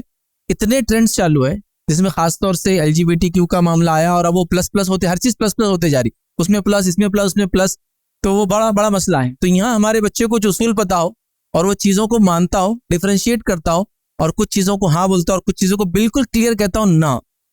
क्योंकि मैं क्यों कर रहा हूँ कि जैसा एक फॉर एग्जाम्पल मैं बता रहा हूँ, मेरा एक छोटा बच्चा है 4 साल का, वो ये कि मैं गाड़ी ड्राइव कर रहा हूँ और मैं हॉर्न दिया, किसी एक आगे एक लेडी चल रहे थे उनको हॉर्न दिया मैंने, क्योंकि वो बिल्कुल बीच में से आराम से चल रहा है जैसा कि पीछे कोई है ही नहीं, तो सिंपल हॉर्न। अब इसके अलावा मैं क्या कर सकता था, हॉर्न दिया।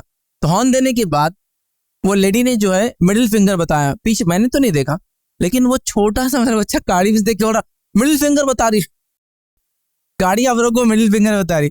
तो मैं उसको कंट्रोल कर रहा हूँ कि जाने दो, आप वो लफ्ज़ को कोट मत करो। उसको नहीं पता है कि इसकी बुराई क्या, लेकिन उसने कहाँ से सीखा, उसने सारे माहौल से देखा था। अब मुझे उसको समझाना ज़रूरी हो गया कि क्या चीज़ सही है क्या चीज़ गलत है, तो मैंने रोक के उसको कुछ बातें की। तो ये ज़रूरी है कि हम समाज में बच्चों को भेजें कभी कभार, और फिर वहाँ क्या करना है क्या ना करना है, बहरहाल वो भी सिखाए उसके साथ साथ।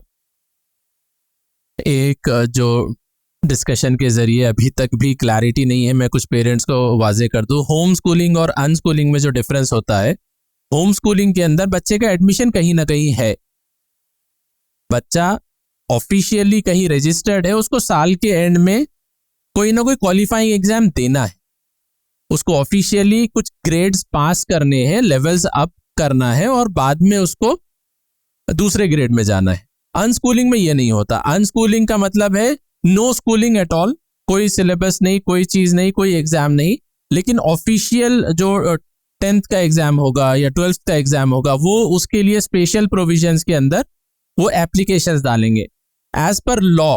लीगल कोई खास प्रोविजंस अभी नो स्कूलिंग के हिंदुस्तान में नहीं है। यहाँ पर नुकसानात है कुछ या फ़ायदे बोल सकते हैं, लेकिन होम स्कूलिंग के बहुत सारे ऑप्शन है। जैसा बहुत सारे बच्चे यहाँ हमारे माशरे में हिफ्स करते हैं, वो 2 साल 3 साल का गैप भी लेते हैं, लेकिन वो बच्चे एग्जाम के टाइम पे बराबर आ जाते हैं।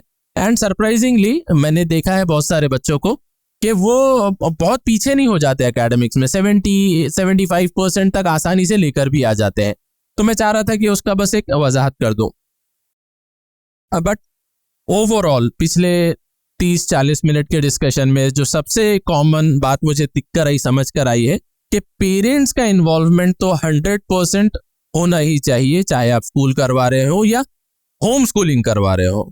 अनस्कूलिंग तो बहरहाल वो बहुत ही ज़्यादा बड़ा जिम्मेदारी है, so that's totally up to your call. लेकिन ये जो दूसरे 2 फैक्टर्स है, होम स्कूलिंग या अनस्कूलिंग, इसके लिए एक स्पेशल सेगमेंट से बहुत ज़्यादा चैलेंजेस या क्रिटिसिज्म भी आता है। तो वो चैलेंजेस को होम स्कूलर्स कैसे टैकल करते हैं, या अगर आप कुछ केस डिस्कस कर लें या कोई एक एग्जाम्पल बता दें, या आप मशवरा दे दें कि किस तरह से चैलेंजेस को, क्रिटिसिज्म को हम टैकल कर सकते हैं सोसाइटी में। Can you be precise what kind of criticism? Criticism यानी कि भाई जैसा सोशलाइजेशन पर बात हुई थी, वो तो बहुत बड़ा डिबेट है, लेकिन क्रिटिसिज्म होता है यार तुम बच्चे को बाहर नहीं भेजते हो, क्रिटिसिज्म होता है कि तुम्हारा बच्चा सीख नहीं पाएगा। तो ऐसे क्रिटिसिज्म को, ऐसे चीज़ों को पेरेंट्स टैकल कैसा कर लें? मेरी अपना तो तरीका है कि सोशल क्रिटिसिज्म का सबसे अच्छा सोल्यूशन है इग्नोर करना, क्योंकि यू नो द बेस्ट आपके बच्चे के लिए क्या बेहतर है। तो that is the first thing. दूसरा, अगर आप रोल मॉडलिंग कर रहे हैं सोसाइटी के लिए कि होम स्कूलिंग आपने अपने बच्चों की है, आप दूसरों को भी दिखा रहे हो कि ऐसी होम स्कूलिंग हो सकती है, तब क्रिटिसिज्म टैकल किया जाता है। तो वो टैकल करने के लिए अगेन आपके पास ऐसा प्रिसाइज प्लान होना चाहिए, और प्रिसाइज प्लान के साथ अचीवमेंट्स होने चाहिए कि आपके बच्चे ने क्या क्या अचीवमेंट्स अभी तक किए हैं जो पैरेलली किसी स्कूल के बच्चे ने किए या नहीं किए, और उसकी शख्सियत, उसका कैरेक्टर कितना मल्टी डायमेंशनल है, वो एक स्कूलिंग वाले बच्चे के कंपैरिजन में कैसा डेवलप हुआ है। अगर इसके प्रिसाइज आउटपुट्स हैं, रिजल्ट्स हैं, तो वो ऑटोमेटिकली एक क्रिटिसिज्म का आंसर बन जाएगा। फॉर एग्जाम्पल किसी कंपटीशन में पार्टिसिपेट एग्जैक्टली, कंपटीशन में पार्टिसिपेशन, या जैसे आपने एग्जांपल दी हिफ्स के बच्चे हैं, तो वो बच्चा 10th भी 80-90% से क्लियर कर रहा है जस्ट फॉर एग्जांपल, और साथ ही साथ उसने कुरान भी हिफ्स कर लिया, तो it is a good thing कि होम स्कूलिंग में उसने 2 चीज़ें अचीव की है। होम स्कूलिंग के ताल्लुक से मैंने कुछ लोगों को देखा, मेरे एक अच्छे दोस्त है, तो उनके घर में होम स्कूलिंग नहीं होती है। तो मैंने ये देखा, जब भी मैं उनके साथ किसी दावत वगैरह मेरे साथ हो गए, तो सबसे पहले उन्होंने तो कभी कुछ कोट नहीं किया किसी को, मैंने तो नहीं देखा कि होम स्कूलिंग कराना चाहिए बोल के, मतलब उन्होंने उसके फ़ज़ाइल, उसके बेनिफिट्स किसी को नहीं बताए। लेकिन जैसे वो किसी मजलिस में जाते तो मैंने कई लोगों को टूट पड़ते हुए देखा, क्या हुआ अब तक, क्या अचीव कर लिया आपने बच्चों को होम स्कूलिंग करा के। तो मुझे थोड़ा सा एक वो थॉट भी आता था कि लोग क्यों इस तरह से क्रिटिसाइज़ करते हैं। तो उसको मैंने देखा कि वो क्रिटिसाइज इसलिए करते हैं कि स्कूलिंग ट्रेंड है, स्कूलिंग सिस्टम है, स्कूलिंग पार्ट है, स्कूलिंग के बगैर तस्वुर ही नहीं बच्चों का। तो लोगों को थोड़ा सा वो चुपता था शायद, तो वो मतलब सबसे अलग क्यों आप बोलने के लिए एकदम वो टूट पड़ते थे। और ये बेचारे हमेशा बोलते थे ठीक है अभी मेरे कोई बच्चे 10th पास नहीं हुए, 10th का रिजल्ट आएगा, कुछ आएगा तो हम फिर देखेंगे बात करके। इन जनरल उनके बच्चे अल्हम्दुलिल्लाह, मतलब मैंने जब उनके बच्चों को देखा, उनकी काबिलियतें देखी, तो वो 4 लैंग्वेज महारत रखते थे और चारों में स्पीच दे सकते थे। 4 लैंग्वेज उनको आती थी, इंक्लूडिंग मराठी रीजनल लैंग्वेज वो बोलते थे, अरबिक भी वो बोल सकते थे। उन्होंने ये सब कर लिया था, जो कि स्कूल्स में वो सब सिस्टम नहीं था उस ज़माने में, अरबिक वगैरह तो बिल्कुल नहीं थी, इस्लामी स्कूल तब इतने कॉमन नहीं थे। तो बहुत सारा अचीवमेंट था, लेकिन लोगों को फिर भी एक थॉट प्रोसेस है डिग्री का क्या होगा। उनके बच्चे जब 10th में आए तो NOI से उन्होंने एग्ज़ाम दिलाया और बच्चा बहुत अच्छे अंदाज से पास हुआ, बाद में इंजीनियरिंग वगैरह किया। तब मैंने एक और कमेंट सुना था, मतलब पहले तो शुरू में सुना जब छोटे थे, जब उनकी एक बच्ची पास होकर चले गई और एक जिसको कहेंगे एक कॉलेज के अंदर एडमिशन लिया, तो कहा अब क्यों, मतलब बचपन में तो होम स्कूलिंग करा, होम कॉलेज, अब होम कॉलेज कराओ ना। तब एक कमेंट मैंने ये भी सुना, तो मुझे ऐसा लगा कि लोगों को जो भी चीज़ें अनकॉमन होती माहौल में वो देखने की आदत नहीं है, तो वो क्रिटिसाइज करते हैं या उसको समझते ही ये नॉर्म से हट कर जा रहा है। तो बहरहाल इस क्रिटिसिजन का सबसे बेहतरीन आंसर वही है जो पहली बात आई, कुछ रिजल्ट्स अगर दे दी जाए तो मैं समझता हूँ ये बात हो जाएंगी, और या कुछ एक्सप्लेनेशन बहरहाल इसका एक आंसर हो सकता है। होम स्कूलिंग और अनस्कूलिंग का जैसे सर ने बताया कि होम स्कूलिंग में सेम सिलेबस, सेम करिकुलम, हम अपने घर में भी मेक श्योर कि वो कंप्लीट हो जाए, at the end of semester, at the end of year उनका एग्जाम दिलाए। अनस्कूलिंग में हम ध्यान देते हैं कि बच्चे का जो इंटरेस्ट है, उसकी जहाँ दिलचस्पी है, उसकी जो सलाहियतें हैं, हम उनको परवान चढ़ाए करके उसके ऊपर हम मेहनत करते हैं। जहाँ तक सर ने बात भी की थी कि जो लीगल एस्पेक्ट्स है उसके, तो लीगल एस्पेक्ट्स में हम ये देखते हैं कि RTE, right to education act, जहाँ पे हर पेरेंट्स को मैंडेटरी है कि 6 साल से लेके 14 साल के बच्चे को तालीम दिलाना, लेकिन उस पूरे एक्ट में भी कहीं पर भी मेंशन नहीं है कि तालीम कहाँ दिलाना। अगर आप वो तालीम अपने घर पर भी दे रहे हैं तो आप RTE एक्ट को फॉलो करते हैं। जैसे फैज़ भाई ने भी बताया कि अक्सर आप कोर्स कंप्लीट कीजिए, उसके बाद NIOS से आप 10th का 12th का एग्जाम दिलवा दीजिए और वो सर्टिफिकेट आपके लिए वैलिड होता है। और जहाँ पे आगे की बात हो रही है कि होम कॉलेज क्यों नहीं करवाया, होम यूनिवर्सिटी क्यों नहीं करवाया, देखिए अब ये ट्रेंड आ गया है। अब आप ज्यादा दूर नहीं, मैं आपसे कह रहा हूँ कि 10 साल के अंदर आप ये देखेंगे कई सारे ऑनलाइन यूनिवर्सिटीज एस्टैब्लिश हो गए हैं। यूडेमी और अनअकैडमी और ऐसे कई सारे प्लेटफॉर्म्स आ गए हैं जहां पर बच्चों को टेक्निकल स्किल्स सिखाई जा रही है। तो अगर एक बच्चा 5 साल 10 साल, हाँ ये भी एक बात है इसके अंदर कि जब आप बच्चे को होम स्कूलिंग करवाते हैं तो जरूरी नहीं है कि वह बच्चा 10 साल ही पूरे जो सारी काबिलियत ले। हर बच्चे की अपनी कैपेसिटी है, और ये जो नई न्यू एजुकेशन पॉलिसी 2020 आई है, इसके अंदर भी आप देखिए एग्जाम 10th का भी एग्जाम हटा दी, क्यों? और वहां पे हम बात करते हैं कंटिन्यूअस इवैल्यूएशन की, on daily basis, on weekly basis, कि मेरे बच्चे में क्या ग्रोथ आई, मैंने उसको क्या इनपुट दिया, उसने क्या सीखा। तो अब स्कूल्स का भी मामला यही होने वाला है NEP 2020 के थ्रू, कि आपके पास एग्जाम नहीं रहेगा, थ्रू आउट द ईयर आप बच्चे को कुछ चीजें सिखाएंगे। वहां पर भी स्किल्स की बात हो रही है। सेम चीजें अगर आप बच्चे को घर में दे देते हैं, और एक जब बच्चा 14 साल तक का हो जाता है, जब तक उसकी वो basic education, basic conceptual clarity, उसके बेसिक्स पर काम कीजिए, उसके बाद आप उसको कोई भी एक यूनिवर्सिटी से, डिस्टेंट लर्निंग से, ऑनलाइन लर्निंग से उसको वो स्किल सिखा दीजिए। आज अमेजोन और गूगल जैसी बड़ी कंपनियां, उन्होंने यूनिवर्सिटीज़ की डिग्री को साइड में रख दिया है, कहा कि फ़र्क नहीं पड़ता अब आपने कहाँ से किया। इवन आप कितने ही अच्छे कॉलेज से पढ़े हो, वो ये पूछते हैं आपके पास काबिलियत क्या है, और वो काबिलियत अगर आपने ऑनलाइन किसी से सीख ली या किसी के पास काम करके सीख ली तो ठीक है, आ जाइए, और बहुत अच्छे पैकेजेस दे रहे हैं। और ये ट्रेंड आगे और बढ़ने वाला है, जहाँ पे आप through out your life span शायद आपको किसी इंस्टीट्यूट ना जाना पड़े।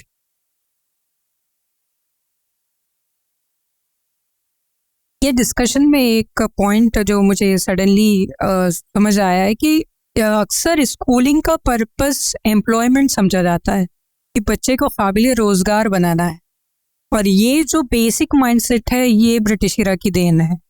इससे पहले बच्चे को एक काबिल इंसान बनाने के लिए तालीम और तरबियत की जाती है। तो इस एस्पेक्ट से होम स्कूलिंग इम्पॉर्टेंट बन जाती है कि उसकी शख्सियत के दूसरे पहलू भी उजागर हो सके, उसे सही तरीके से वो तरबियत मिल सके जो एक कामयाब इंसानों से बनाया जा सके। जैसे फॉर एग्जांपल, अगर स्कूलिंग करके बच्चा इंजीनियर या डॉक्टर बनता है तो वो टेक्निकली इंजीनियर या डॉक्टर होता है। वहाँ जाके जब वो प्रोफेशनल लाइफ में कुछ एक्शंस करता है, जैसे फॉर एग्जांपल एक कार्डियोलॉजिस्ट है, वो साइंस पढ़कर मेडिकल स्कूल से निकलकर कार्डियोलॉजिस्ट बना है। अब उसके सामने एक पेशेंट है और वो पेशेंट बहुत ही गरीब है जो पैसे नहीं दे सकता है। उस वक्त तो उसकी ज़िंदगी मौत ये तो अल्लाह ताला के हाथ में है, लेकिन डॉक्टर उसको बनाया है, वास्ता वो है, तो वो पैसे देखेगा या वो ऑपरेशन करेगा, ये डिपेंड करता है उसकी तरबियत पर कि उसने बचपन से क्या इनपुट लिया है। तो यहाँ होम स्कूलिंग इंपॉर्टेंट बनती है, जो जिसको हम लाइफ स्किल सेट भी कहते हैं, कि क्या चीज़ें ट्रेड्स वो उसके साथ में इनकलकेट कर सके। तो स्कूलिंग या एजुकेशन का बेसिक पर्पस एम्प्लॉयमेंट नहीं होता है, इंसान को इंसान बनाना होता है। लेकिन हम देखते हैं डिस्कशंस में कई बार आता है कि स्कूल्स पर भी ये इसी तरह से एम्फेसाइज किया जाता है कि स्कूल ये स्किल सिखाए, बच्चे को इंसान बनाए, ये स्किल्स डाले, एम्पैथी डाले, वो सेल्फ सेंटर्ड सेल्फिश इंसान ना बने। तो don't you think that school is also important in that perspective?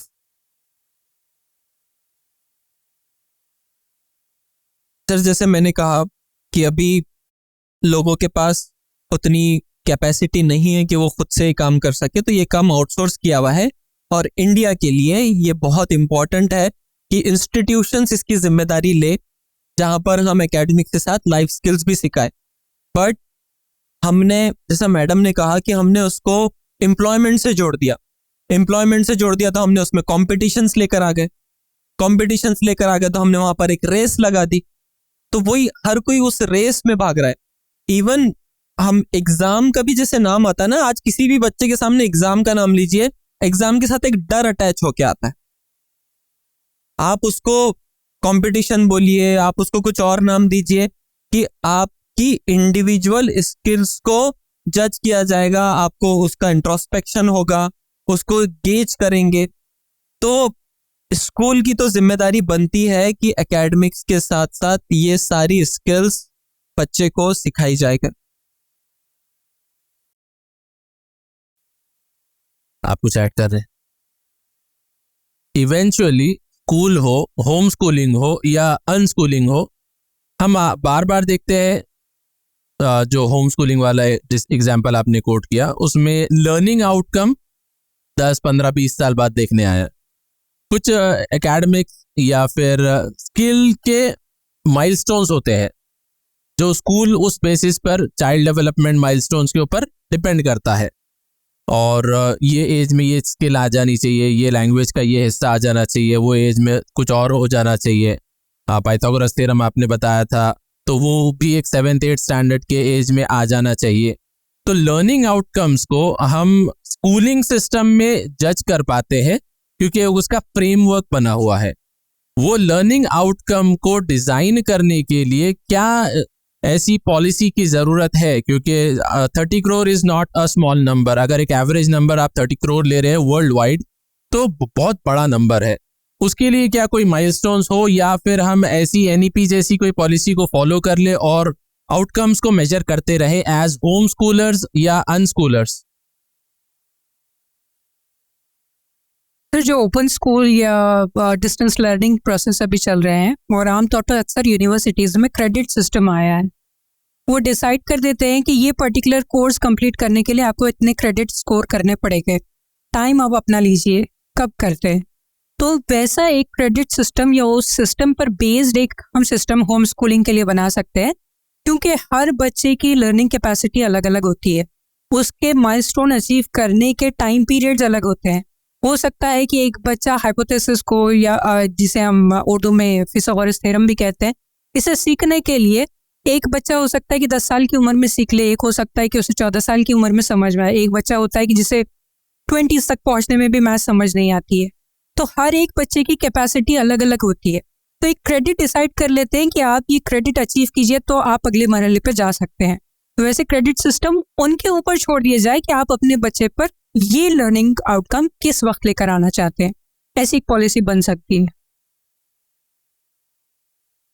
मैं समझता हूँ आज से 20 साल पहले बच्चों का स्कूल के अलावा 10th पास करने के बारे में सोचा भी नहीं जा सकता था। अभी NIOS जैसी और भी ऑर्गेनाइजेशन है, इंटरनेशनल भी ऐसे बहुत सारे बोर्ड्स है जो करते हैं। मे भी पॉसिबल है कि होम स्कूलिंग होने लगे या अनस्कूलिंग का मामला चलने लगे तो गवर्नमेंट ऐसी कुछ पॉलिसीज लाए जिसके अंदर इनके लिए भी एक सिस्टम बनाया जाए। जैसा कि बहुत सारे इंडिया में अगर देखें जहाँ बच्चे सिर्फ मदारिस से पढ़ते हैं, मदरसा बोर्ड गवर्नमेंट बना दिया।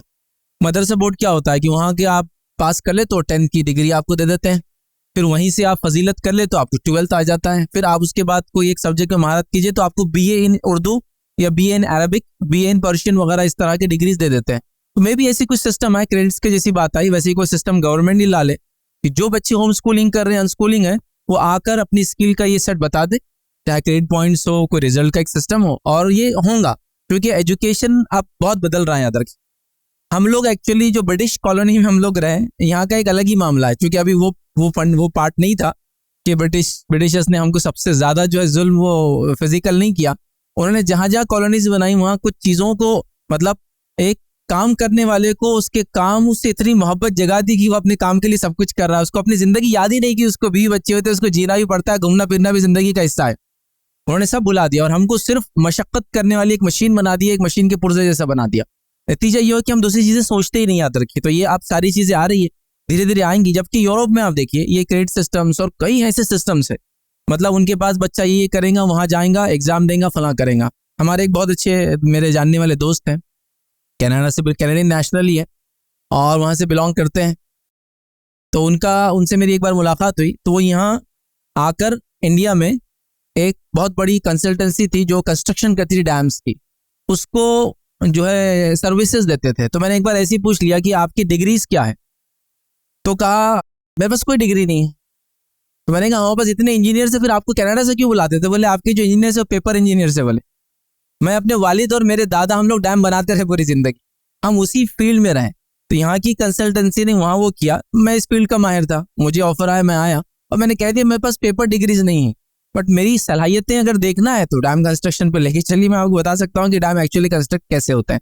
तो मैंने उन्होंने एक सिस्टम डेवलप कर लिया है। मे भी अब धीरे धीरे करके इंडिया में वैसे सिस्टम्स आएंगे और बहुत ज़रूरी है ऐसे सिस्टम्स आना, इसलिए कि बहुत सारे बच्चे होम स्कूलिंग और अनस्कूलिंग भी होते हैं।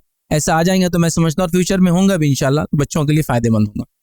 जहाँ तक मैं समझता हूँ इंडिया में अभी भी हमारे पास 100% लिटरेसी नहीं आई है, और जैसे RT पॉलिसी या RT एक्ट बनाने का भी ये था कि हम वो 100% पहले अचीव कर ले, पहले सब तालीमी याफ्ता तो हो जाए, उसके बाद उसके मेथड्स पे हम बात करेंगे कि अब और तालीम कैसे दी जाए।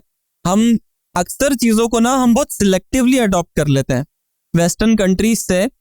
मैं 2-3 चीज़ों के मामले में मैं कहता हूँ कि ये इंडिया में बहुत जल्दी आ गई। एक डेमोक्रेसी, दूसरे इंटरनेट, और अभी तीसरे कह सकते हैं कि होम स्कूलिंग। लोगों को पूरा एक इन्वायरमेंट देना होगा, लोगों को उतना एडुकेट होना होगा। आपके घर में सब पढ़े लिखे हैं, आपके दादा नाना हर कोई पढ़े लिखे है। अब आप कहिए कि 2 बच्चों को घर में पढ़ा लेना है, कोई बड़ी बात नहीं है। वैसा आने के लिए मैं समझता हूँ कि उसको टाइम लगेगा। और जहाँ तक आप बात कर रहे थे कोई ये फ्रेमवर्क हो, तो यस, हमको सिर्फ इसको ऐसे फ्रेमवर्क को इंडिया तक लिमिट करके नहीं देखना चाहिए। जहाँ तक लर्निंग की बात है, किसी से भी सीख सकते हैं और पूरी दुनिया है उसके लिए, और कई सारे रिसोर्सेज जैसे मैंने कहा इंटरनेट पर ऑलरेडी अवेलेबल है। इवन जिस एकेडमी और जिस रिसर्च ग्रुप के साथ मैं जुड़ा हुआ हूँ, मेंबर एकेडमी और harvest publication, we are also trying to develop a repository. और वो रिपोजिटरी का मकसद ही यही है कि अक्रॉस द ग्लोब अगर किसी को चाइल्ड साइकोलॉजी समझना है, किसी को पेडागॉगीज या टीचिंग मेथडोलॉजी समझना है, किसी को कोई टॉपिक के लिए फ्रेमवर्क चाहिए, लेसन प्लान चाहिए, लेसन आउटकम चाहिए, it should be available on a single click. आपको ये चीज़ अपने बच्चे को सिखानी है, ये लीजिए, उसमें क्या एक्टिविटीज़ है, एक्टिविटीज़ भी उसमें डिज़ाइन करके रखे हुए हैं, लीजिए। अगर आप वो DIY कहते हैं ना, डू इट योर सेल्फ, वैसी कुछ एक्टिविटीज़ है, वो बच्चे को सिखाकर आप उसको असेस भी कर सकते हैं, और वो असेसमेंट के भी मेथड्स उसी के अंदर मेंशन किए हुए हैं। तो by that method you can plan the schooling और plan the learning of your children. Thank you so much. Before we leave the session and open it for audience for question answers, एक आखिरी opinion personal question है, according to you, schooling, home schooling, unschooling, personal opinion. Question आया कि तीनों में से हम कौन सा चूज करेंगे। तो बहरहाल आज के सिनेरियो में और जो हालात को हम देख रहे हैं, मैं ये कहूँगा कि स्कूलिंग प्लस घर में आप जो कर सकते हैं, जो होम स्कूलिंग होना चाहिए, वो दोनों अगर मिला दे तो एक अच्छा कॉम्बिनेशन होगा। मैं पूरा मुकर नहीं सकता इस बात से। एक स्कूल चल रहा है और मैं रिकमेंड करूंगा कि दूसरे स्कूल्स भी वैसे अडॉप्ट करें। सफ़र सर जैसा स्कूल चला रहे हैं, रूट्स एंड विंग्स, वहाँ पर आज भी पेरेंट्स मीटिंग में अगर आपको मौका मिला जाइए, वहाँ पर एकेडमिक्स की बात नहीं होती। वो ये पूछते हैं कि बच्चे ने ये स्किल सीखा क्या, बच्चे में कॉन्फिडेंस आया क्या, बच्चा सोशल हुआ क्या, बच्चे में स्टेज करेज कितना आया, बच्चे की लैंग्वेज कैसी हुई। तो उसके लिए स्कूलिंग, और जहाँ तक जैसे मैंने पहले भी कहा, तरबियत की जहाँ तक बात है, पेरेंट्स उसकी जिम्मेदारी ले। हमने ये किया है कि तरबियत की जिम्मेदारी हमने स्कूल्स को देकर रखती है। स्किल्स के लिए और एकेडमिक्स के लिए बच्चों को स्कूल भेजिए, और तरबियत की जिम्मेदारी आप खुद लीजिए। इसमें से किसी एक को चुनना मुश्किल है। मैं हाइब्रिडाइजेशन कहूँगी कि तीनों के बेस्ट एस्पेक्ट्स ले सकते हैं और अपने आप के लिए एक नया मॉडल बना सकते हैं। जैसे फॉर एग्जांपल, स्कूलिंग के लिए बेसिक सब्जेक्ट स्कूल सिखा देगा, इसलिए स्कूलिंग बेस्ट है। लेकिन स्कूल कुछ ऐसे चीज़ें सिखाता है जो बच्चों ने नहीं सीखना चाहिए, उस एस्पेक्ट के लिए अनस्कूलिंग ज़रूरी है। जैसे आइडियोलॉजिकल क्लैशेस, जैसे मैंने कहा है, कुछ ऐसे वैल्यूज़ बच्चे को सिखा दिए जाते हैं जो हमारी अपनी वैल्यूज़ के अगेंस्ट होते हैं, वहाँ पर हमें अनस्कूलिंग रेफर करनी पड़ेगी। तीसरी चीज़ है होम स्कूलिंग, जो फिल इन द ब्लैंक्स के लिए आती है कि स्कूल वाले वो सिखाते ही नहीं है। जैसे तरबियत का एस्पेक्ट है या मज़हब से रिलेटेड कुछ ऐसी चीज़ें हैं जो स्कूल वाले नहीं सिखाते। एक और चीज़ है जो इस पूरे डिस्कशन में शायद कहीं मिस हो गई है, लॉस ऑफ स्किल। स्कूलिंग की वजह से हमारे बहुत सारे ऐसे ट्रेडिशनल स्किल्स हैं जो लॉस हो रहे हैं। बहुत सारे हैं। किसी को बहुत खूबसूरत कारपेंट्री आती है, किसी को बहुत अच्छी हैंड एम्ब्रॉयडरी आती है, जो बहुत कई हज़ार सालों से फैमिली लीनिएज में चला आ रहा है। वो लॉस ऑफ स्किल हो रहा है। हालांकि other side of the world में हैंडीक्राफ्ट या ऐसे स्किल्स की बहुत ज़्यादा वैल्यू है। तो इससे पहले कि हमारे पास से लॉस हो जाए, ये भी होम स्कूलिंग के ज़रिए बच्चों में इंस्टिल किए जा सकते हैं। तो स्कूलिंग, अनस्कूलिंग, होम स्कूलिंग, तीनों के बेस्ट एस्पेक्ट लेकर हम अपने बच्चे के लिए अपना एक मॉडल तैयार कर सकते हैं। Thank you. Now we leave it open for the audience. अगर आपके कुछ क्वेश्चंस हो तो हम अगले 10 मिनट में मगरिब की अजान तक डिस्कस कर सकते हैं। जी अस्सलाम वालेकुम, मेरा नाम नसीर हैदर है और मैं खुद एक टीचर हूँ। मैं होम स्कूलिंग का कायल हूँ। हालांकि मेरे बच्चे अभी स्कूल में हैं, लेकिन इंशाअल्लाह आइंदा साल मैं उन पर तजुर्बा करूँगा पहले, फिर उसकी तबलीग दूसरों तक भी करूँगा इंशाअल्लाह। और उसके कई सारे रीज़न्स हैं, उनमें से कई सारे रीज़न आपने ही पेश कर दिए। एक तो लिबरलिज़म है, जो आइडियोलॉजी है, बहुत सारी ऐसी चीज़ें हैं जो LGBTQ तो बहुत दूर की बात है, खुद हमारे सिलेबस में भी एक काबिल एतराज़ बहुत सारी चीज़ें आ रही हैं जो हमें मंजूर नहीं है। तो हमारी जो जिम्मेदारी है एज पेरेंट्स, तरबियत करना, ये हमने आउटसोर्स कर दिया जैसे आपने बताया। तो ये हमें इसको फिर से जिम्मेदारी उठाना पड़ेगा। रिसोर्सेज की जहाँ तक बात है, एज एन एजुकेटर मैं एक रिसोर्स को यूज़ कर रहा हूँ, और मैं समझता हूँ आपसे भी मैं आपकी राय जानना चाहूँगा कि ChatGPT और दूसरे आर्टिफिशियल इंटेलिजेंस के जो सोर्सेज हैं वो मैंने बहुत फ़ायदेमंद पाए, और बहुत ही ज़्यादा मुझे टाइम रिसोर्स सेव करने के लिए मुझे काम में आए। और इसके ऊपर डिस्कशन मेरा सफ़र सर से भी एक बार हुआ है। तो मैं आप सब से आपकी राय चाहूँगा कि आप क्या समझते हैं। कुछ लोगों ने कहा 10 साल बाद, कुछ लोगों ने कहा 5 साल बाद। मेरी ये राय है शायद 2-3 साल में ही रिसोर्सेज इतने ज़्यादा वसी हो जाएंगे कि बहुत सारी चीज़ें आसान हो जाएंगी। Yesterday we had a talk on purpose of education और हमारे साथ जो पैनलिस्ट थे डॉक्टर तनवीर अहमद साहब, उन्होंने एक बड़ा इम्पोर्टेंट मुद्दा डिस्कशन में लाया था कि हैप्पीएस्ट कंट्रीज़ में जो टॉप 3-4 आते हैं, डेनमार्क और न्यूजीलैंड और नॉर्वे वगैरह, फिनलैंड, लेकिन साथ ही साथ वो कंट्रीज़ के अंदर जो एंटी डिप्रेसेंट्स है उसका सेल भी बहुत हाई हो गया।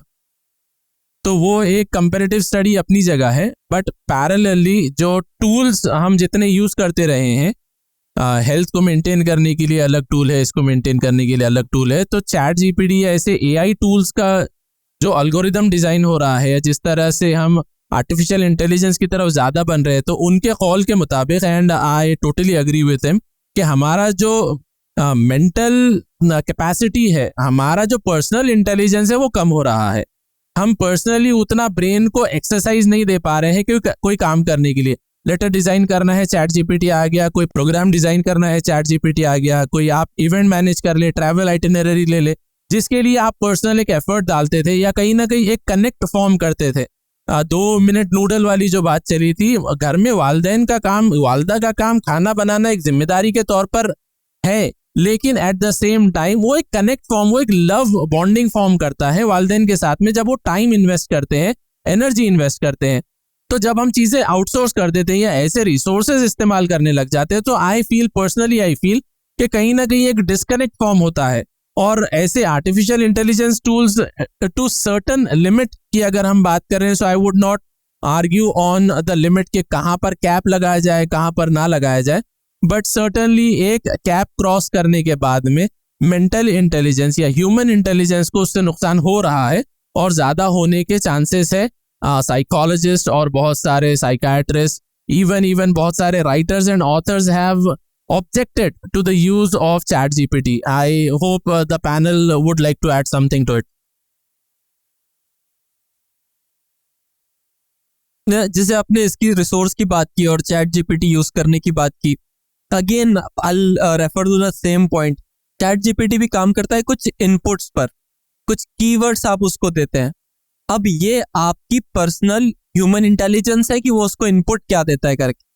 आपके इनपुट पे आंसर या डिस्क्रिप्शन कुछ और आएगा, मेरे इनपुट पे कुछ और आएगा। If I have little expertise कि ये बच्चे के लिए क्या जरूरी है, ये बच्चे की टीचिंग के लिए क्या जरूरी है, मैं वैसे इनपुट्स देकर अपने काम की चीज निकाल लूंगा। अदरवाइज तो फिर वो पूरा ओशन है। तो देयर आर चांसेस कि आप देखिए, अगर आपको बच्चे की तरबियत, ये जो हमारी लाइफ का सबसे बड़ा मकसद भी है, हमारा सबसे बड़ा प्रोजेक्ट है हमारे बच्चे, और जिसके लिए हमको आखिरत में जवाब भी देना है, क्या हम वहां पर ऐसा रिस्क लेंगे? अगर मैं आपसे कहूं कि आप अपनी दवा, अगर आपको कोई बीमारी, आप कोई दवा चैट जीपीटी से पूछ लीजिए, आप लेंगे रिस्क उसका? आपको कितना भी डाउट होगा तो आप नहीं लेंगे कि हो सकता है इसका रिएक्शन कुछ आ जाए, हो सकता है इससे ज्यादा डैमेज हो जाए। आप एक्सपर्ट के पास जाएंगे, उससे कंसल्ट करेंगे, तभी आप वो दवा लेंगे। तो how could we make sure कि बच्चे को जो इनपुट जा रहा है उससे कोई साइड इफेक्ट या उसके कोई मुज़िर असरात उसके ऊपर ना हो? आर्टिफिशियल इंटेलिजेंस या मशीन से चीज़ें सीखने का पहला ड्रॉबैक तो सर ने बताया है, और इसके ताल्लुक से कई सारे लोगों ने अपने तजुर्बात शेयर भी किए हैं कि अगर किसी मॉल में कहीं यूएस में डिस्काउंट बोर्ड लगा हो, 20% डिस्काउंट, 30% डिस्काउंट, तो एक एवरेज इंडियन मेंटली कैलकुलेट करके बता देता है कि ये टी शर्ट इतने में आएगी। लेकिन एक यूएस के बच्चे को अगर वो टी शर्ट चाहिए तो वो पहले मोबाइल निकाल के कैलकुलेट करता है। तो ये ब्रेन डिग्रेडेशन होता है अगर आप मशीन को ज़्यादा यूज़ करते हैं। दूसरा पॉइंट, जो प्लेटफॉर्म है जैसे चैट जीपीटी है या फिर कोई और आर्टिफिशियल इंटेलिजेंस प्लेटफॉर्म्स है, उसके डिज़ाइनर्स भी अपनी आइडियोलॉजी को उसमें इंस्टॉल करते हैं। उसकी कोडिंग में भी आइडियोलॉजी आती है। जैसे फॉर एग्जांपल कुछ वीडियोस रिसर्फेस हुए हैं, इवन इस पर टीवी डिबेट्स भी हुए हैं। एक सिंपल सा क्वेश्चन था, does Israel have a right to defend itself? Chat GPT ने पूरा 1.5 पेज का एस्से दिया है कि हाँ उसे राइट है। सेम क्वेश्चन रिपीट किया गया, does Palestine have right to defend itself? Single line answer आया है, it is a disputed debatable thing, we can not comment on it. इसके पीछे आइडियोलॉजी है, तो जो डिजाइनर्स है उनकी आइडियोलॉजी उस मशीन के पीछे, उसकी कोडिंग के पीछे होती है।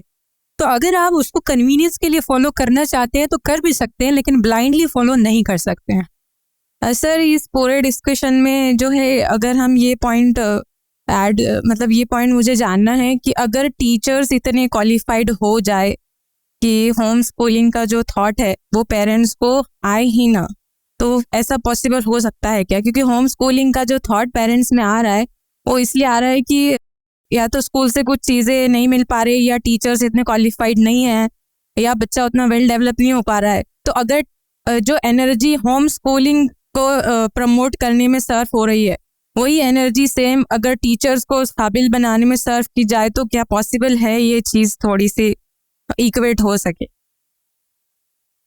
मैं समझता हूँ कि काबिलियत के साथ साथ नियतों की भी बात है। जैसे अभी मैडम ने कहा कि चैट जीपीटी के पीछे कोई आइडियोलॉजी है। अगर एक स्कूल की एस्टैब्लिशमेंट में मैनेजमेंट की नीयत यह है कि इसको हमको कमर्शियल बेसिस पे चलाना है, तो जो निज़ामी कमर्शियल बेसिस पे कायम हुआ उससे आप कैसे आउटपुट एक्सपेक्ट कर रहे हैं कि उसमें तालीम, तरबियत और एक एक्सेलेंस आ जाएगा? जो टीचर का टीचर बनने के पीछे ही नियत ये थी कि इससे गवर्नमेंट जॉब लग जाएगी और 60-70 हज़ार की सैलरी आ जाएगी, तो उस टीचर से आप कैसे एक्सपेक्ट कर रहे हैं कि वह आपके बच्चे को अपना बच्चा समझकर उस हद तक पढ़ाएंगे कि बच्चे के अंदर वो काबिलियतें आए? तो यहाँ पे मैं समझता हूँ कि काबिलियत अगर ये आ जाती है जो आप कह रहे हैं, तो it will be a ideal system जहाँ पे हम अपने बच्चों को भेज सकते हैं।